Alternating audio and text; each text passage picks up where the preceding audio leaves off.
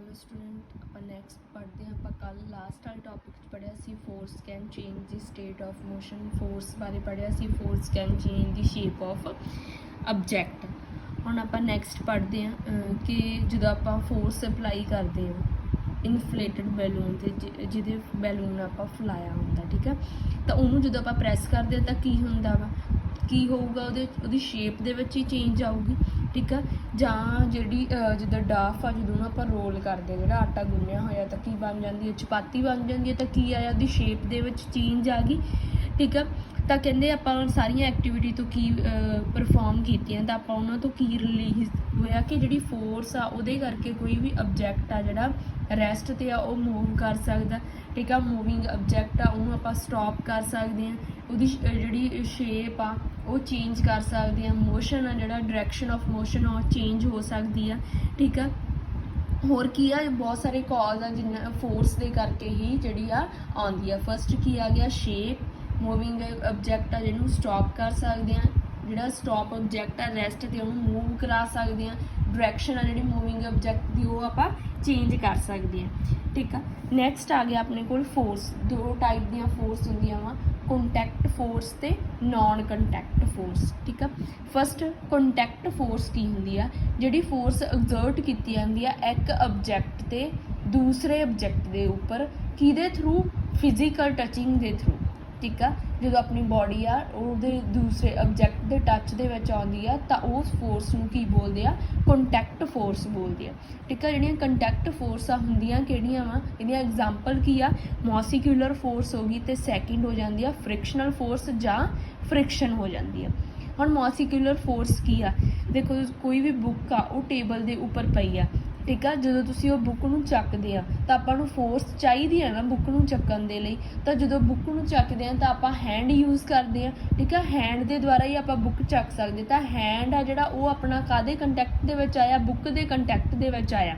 ਤਾਂ ਇਹ ਕੀ ਹੋਇਆ, ਜਿਹੜੀ ਫੋਰਸ ਆਪਣੇ ਕੋਲ ਐਗਜ਼ਰਟ ਹੋਈ ਆ ਉਹ ਕਿਹਦੇ ਦੁਆਰਾ ਹੋਈ ਆ, ਮਸਲਸ ਆਫ ਆਵਰ ਆਰਮ ਦੇ ਕਰਕੇ, ਠੀਕ ਆ। ਜਾਂ ਕੋਈ ਵੀ ਹੋਰ ਐਗਜ਼ਾਮਪਲ ਲੈ ਸਕਦੇ ਜਿੱਦਾਂ ਫੁੱਟਬਾਲ ਆ, ਠੀਕ ਆ। ਜਿਹੜੀ ਫੋਰਸ ਐਗਜ਼ਰਟ ਕੀਤੀ ਜਾਂਦੀ ਆ ਮਸਲਸ ਦੀ, ਕਿਹਦੇ ਦੁਆਰਾ, ਆਪਣੀ ਲੈਗ ਦੇ ਦੁਆਰਾ, ਤਾਂ ਹੀ ਜਿਹੜਾ ਫੁੱਟਬਾਲ ਆ ਉਹ ਮੂਵ ਕਰਦਾ ਵਾ। ਤਾਂ ਮੋਸੀਕੂਲਰ ਫੋਰਸ ਦੀ ਡੈਫੀਨੇਸ਼ਨ ਕੀ ਹੋਗੀ, the force exerted by muscles of body, the force exerted by muscles of body is called muscular force. ਜਾਂ ਜਿੱਦਾਂ ਤੁਸੀਂ ਜਿਮ ਦੇ ਵਿੱਚ ਦੇਖਦੇ ਆ, ਤੁਸੀਂ ਜਿਹੜੇ ਉਹ ਹੁੰਦੇ ਆ ਚੁੱਕਦੇ ਆ, ਹੈ ਨਾ, ਤਾਂ ਤੁਹਾਡੀ ਜਿਹੜੇ ਆਰਮਸ ਆ ਉਹ ਕੰਟੈਕਟ ਦੇ ਵਿੱਚ ਆਉਂਦੀਆਂ ਵਾ। ਤਾਂ ਉਦੋਂ ਹੀ ਕੀ ਆ, ਜਿੱਦਾਂ ਵੇਟ ਲੈਫਟ ਨੂੰ ਤੁਸੀਂ ਚੁੱਕਦੇ ਆ ਤਾਂ ਉਹਦੇ ਕਰਕੇ ਤੁਹਾਡੀ ਜਿਹੜੀ ਮਸਲ ਫੋਰਸ ਲੱਗਦੀ ਆ, ਤਾਂ ਹੀ ਕਰਕੇ ਤੁਸੀਂ ਉਹ ਆਬਜੈਕਟ ਨੂੰ ਚੱਕ ਪਾਉਂਦੇ ਆ, ਠੀਕ ਆ। ਹੋਰ ਕੀ ਹੋ ਸਕਦਾ ਵਾ, ਜਿੱਦਾਂ ਤੁਸੀਂ ਪਿਕਚਰ ਦੇ ਵਿੱਚ ਦੇਖ ਰਹੇ ਹੋ ਕਿ ਜਿਹੜਾ ਐਨੀਮਲ ਆ ਉਹ ਵੀ ਯੂਜ਼ ਕੀਤੇ ਜਾਂਦੇ ਆ ਡਿਫੀਕਲਟ ਟਾਸਕ ਦੇ ਲਈ। ਤਾਂ ਇਹ ਵੀ ਕੀ ਆ, ਇੱਕ ਮੋਸੀਕੂਲਰ ਫੋਰਸ ਹੀ ਯੂਜ਼ ਕੀਤੀ ਜਾਂਦੀ ਆ ਐਨੀਮਲ ਦੁਆਰਾ, ਠੀਕ ਆ। ਤਾਂ ਕਹਿੰਦੇ ਜਿਹੜੀ ਮੋਸੀਕੂਲਰ ਫੋਰਸ ਆ ਉਹ ਅਪਲਾਈ ਉਦੋਂ ਹੁੰਦੀ ਆ ਜਦੋਂ ਆਪਾਂ ਕੰਟੈਕਟ ਦੇ ਵਿੱਚ ਲੈ ਕੇ ਆਉਂਦੇ ਆ ਦੂਸਰੇ ਨੂੰ, ਆਬਜੈਕਟ ਨੂੰ, ਤਾਂ ਉਹਨੂੰ ਕੀ ਬੋਲਦੇ ਆ, ਕੰਟੈਕਟ ਫੋਰਸ ਬੋਲਦੇ ਆ। ਸੈਕਿੰਡ ਟਾਈਪ ਆ ਗਈ ਫ੍ਰਿਕਸ਼ਨ ਜਾਂ ਫ੍ਰਿਕਸ਼ਨਲ ਫੋਰਸ।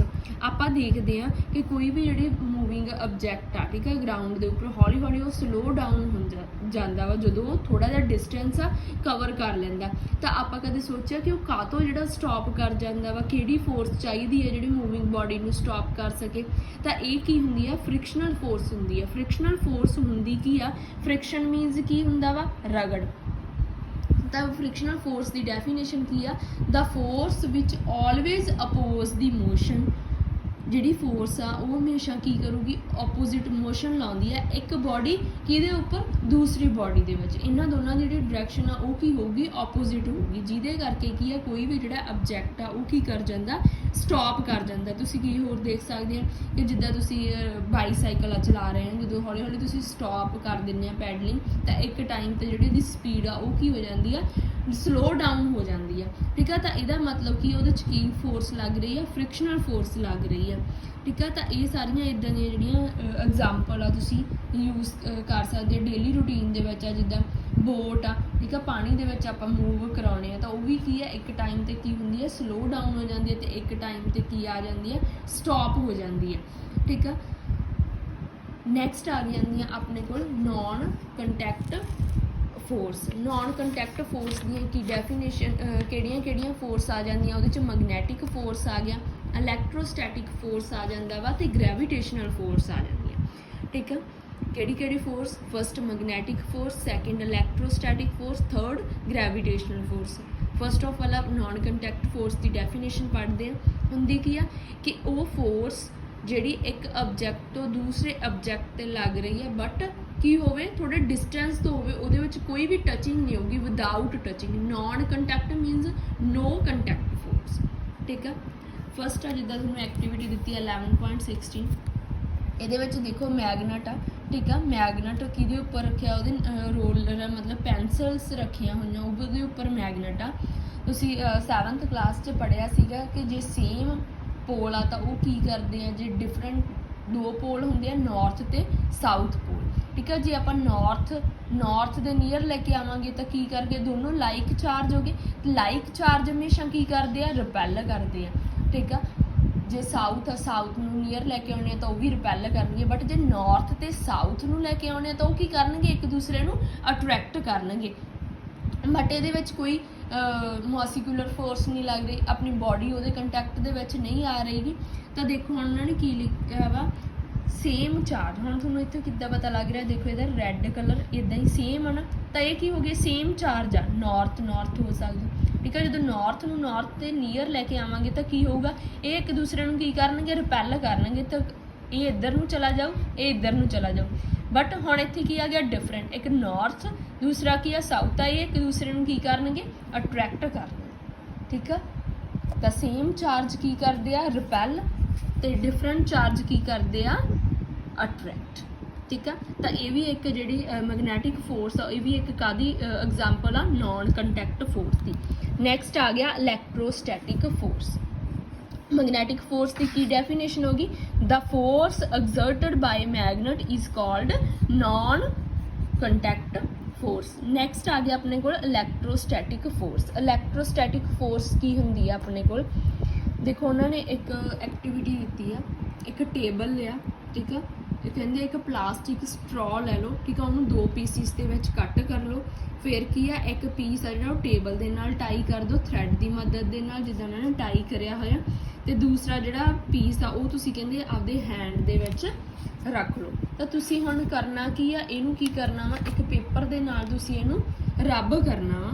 ਜਦੋਂ ਤੁਸੀਂ ਇਹਨੂੰ ਜਿਹੜੇ ਤੁਹਾਡੇ ਹੈਂਡ ਦੇ ਵਿੱਚ ਜਦੋਂ ਤੁਸੀਂ ਉਹਨੂੰ ਪੇਪਰ ਦੇ ਨਾਲ ਰੱਬ ਕਰੋਗੇ ਤਾਂ ਰਗੜਦੇ ਕਰਕੇ ਕੀ ਆ? ਉੱਤੇ ਚਾਰਜ ਆ ਜਿਹੜਾ ਸਟਰॉ ਦੇ ਉੱਪਰ ਆ ਜਾਂਦਾ ਵਾ। ਤਾਂ ਇਹ ਇੱਕ ਦੂਸਰੇ ਨੂੰ ਕੀ ਕਰਨਗੀਆਂ? ਅਟਰੈਕਟ ਕਰਨਗੀਆਂ। ਤਾਂ ਇਹ ਮਤਲਬ ਕੀ ਹੋ ਗਿਆ ਕਿ ਇਲੈਕਟ੍ਰੋਸਟੈਟਿਕ ਫੋਰਸ ਆ। ਇਲੈਕਟ੍ਰੋਸਟੈਟਿਕ ਫੋਰਸ ਦੀ ਡੈਫੀਨੇਸ਼ਨ ਕੀ ਆ? The force exerted by charged body on another charge body ਜਾਂ uncharged body is known as electrostatic force. ਹੁਣ ਹੈਂਡ ਦੇ ਵਿੱਚ ਜਿਹੜੀ ਸਟਰॉ ਸੀ ਉਹ ਕੀ ਸੀ? ਚਾਰਜ ਬੋਡੀ ਸੀ। ਜਿਹੜੀ ਟੇਬਲ ਦੇ ਨਾਲ ਟਾਈ ਕੀਤੀ ਆ ਉਹ ਕੀ ਆ? ਅਨਚਾਰਜ ਬੋਡੀ ਆ। ਤਾਂ ਚਾਰਜ ਬੋਡੀ ਦੇ ਕਰਕੇ ਦੂਸਰੀ ਜਿਹੜੀ ਅਨਚਾਰਜ ਬੋਡੀ ਉਹ ਕੀ ਹੋ ਰਹੀ ਆ? ਅਟਰੈਕਟ ਹੋ ਰਹੀ ਆ। ਤਾਂ ਉਹਨੂੰ ਕੀ ਬੋਲਦੇ ਆ ਆਪਾਂ? ਇਲੈਕਟ੍ਰੋਸਟੈਟਿਕ ਫੋਰਸ ਬੋਲਦੇ।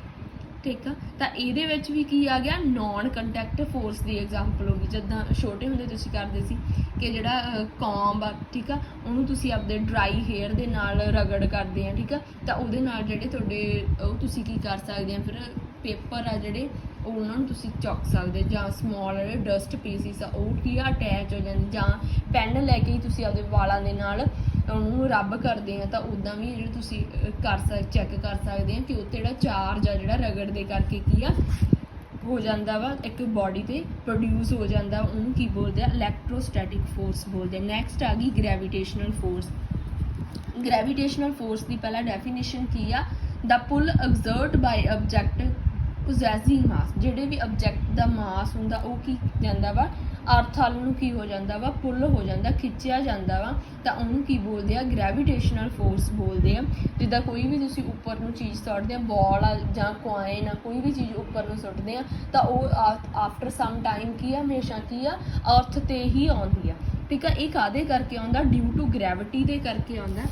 ਕਹਿੰਦੇ object or thing fall towards the earth because it pulls them, the force is called force of gravity। ਜਿਹੜੀ ਵੀ ਫੋਰਸ ਦੇ ਕਰਕੇ ਕੋਈ ਵੀ ਚੀਜ਼ ਹੈ ਜਿਹੜੀ ਨੀਚੇ ਆ ਰਹੀ ਹੈ ਅਰਥ ਤੇ ਆ ਰਹੀ ਹੈ ਤਾਂ ਉਹ ਕਿਹੜੀ ਹੁੰਦੀ ਆ ਫੋਰਸ ਆਫ ਗ੍ਰੈਵਿਟੀ। ਇਹ ਕਿਹੜੀ ਆ ਇੱਕ ਅਟਰੈਕਟਿਵ ਫੋਰਸ ਆ। ਇਹ ਵੀ ਕਾਦੀ ਐਗਜ਼ਾਮਪਲ ਆ ਨॉन ਕੰਟੈਕਟ ਫੋਰਸ ਦੀ ਡੈਫੀਨੇਸ਼ਨ ਐਗਜ਼ਾਮਪਲ ਆ। ਠੀਕ ਆ ਤੁਸੀਂ ਸੁਣਿਆ ਹੋਗਾ ਨਿਊਟਨ ਦੀ ਸਟੋਰੀ। ਠੀਕ ਆ ਅੱਗੇ ਇਹਨਾਂ ਨੇ ਲਿਖਿਆ gravity is not a property of earth alone, in fact every object in universe whether small or large ਭਾਵੇਂ ਉਹ small ਆ large ਆ ਉਹ force exert ਕਰਦੇ ਆ ਦੂਸਰੇ object ਤੇ। this force is known as gravitational force। ਤਾਂ ਇਹ force ਨੂੰ ਕੀ ਬੋਲਦੇ ਆ gravitational force ਬੋਲਦੇ ਆ। ਤਾਂ ਕੰਟੈਕਟ ਫੋਰਸ ਸੀ, ਨॉन ਕੰਟੈਕਟ ਫੋਰਸ ਸੀ। ਕੰਟੈਕਟ ਫੋਰਸ ਦੇ ਵਿੱਚ ਕੀ ਆਇਆ ਮੋਸੀਕੂਲਰ ਫੋਰਸ ਤੇ ਫ੍ਰਿਕਸ਼ਨਲ ਫੋਰਸ। ਨॉन ਕੰਟੈਕਟ ਦੇ ਵਿੱਚ ਕਿਹੜੀਆਂ ਫੋਰਸ ਆ ਜਾਂਦੀਆਂ ਇਲੈਕਟ੍ਰੋਸਟੈਟਿਕ, ਗ੍ਰੈਵਿਟੇਸ਼ਨਲ ਫੋਰਸ ਤੇ ਮੈਗਨੈਟਿਕ।